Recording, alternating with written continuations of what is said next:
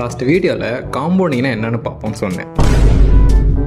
So அப்படின்னா என்னென்னு சிம்பிளாக சொல்கிறேன் கேளுங்க. நம்ம ஸ்கூல் படிக்கும்போது ரூமர் எப்படி ஸ்ப்ரெட் ஆகும் பார்த்துக்கிங்களா? நம்ம ஒரு விஷயம் ஒருத்தர்கிட்ட சொல்லும்போது அவர் 2 பேர்கிட்ட சொல்லுவார், அந்த 2 பேர் 4 பேர்கிட்ட சொல்லுவார். கொஞ்ச நேரத்தில் ஸ்கூல் ஃபுல்லாகவே தெரிஞ்சிடும்.